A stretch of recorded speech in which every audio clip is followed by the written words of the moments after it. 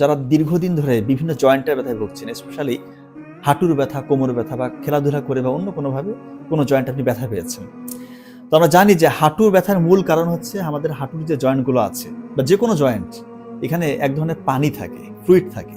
এই ফ্লুইডটা যদি কমে যায়, এর ভিতরে কার্টিলেজ রয়েছে, কার্টিলেজের যদি ক্ষয় হয় বা কোলাজেন যদি কমে যায়, তাহলে কিন্তু ব্যথাটা বেশি হয়। তখন দেখবেন হাঁটু ভাঁজ করতে পারছেন না বা সোজা করতে পারছেন না, বা কোমর দেখবেন আপনি উঠতে বসতে কষ্ট হচ্ছে। তো কন্ড্রাইটিন, গ্লুকোজামিন এবং আনডিন্যাচুরেটেড টাইপ 2 কোলাজেন, এই তিনটা একদম সেফেস্ট ড্রাগ।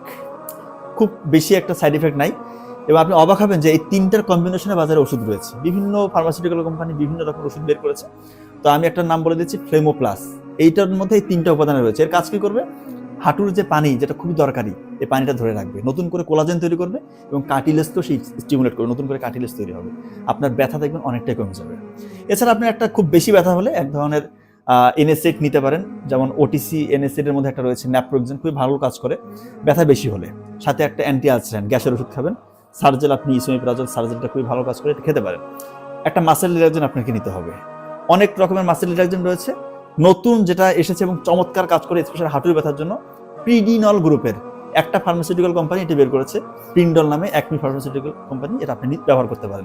এছাড়া একটা ক্যালসিয়াম এবং ভিটামিন ডি এর কম্বিনেশন আপনি যে কোনো একটা ওষুধ নিতে পারেন, যেমন কোরাল ক্যালডি রেডিয়েন্টের আছে বা বিভিন্ন রকমের আছে, আপনি নিতে পারেন।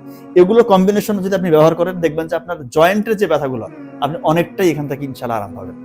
এরপরও যদি না কমে, অবশ্যই আপনি একজন ভালো ফিজিশিয়ানের কাছে যাবেন। উনি আপনাকে প্রয়োজন মতো হয়তো ডোজ আপনাকে বাড়িয়ে কমিয়ে ওষুধ দিবে। ধন্যবাদ সবাইকে।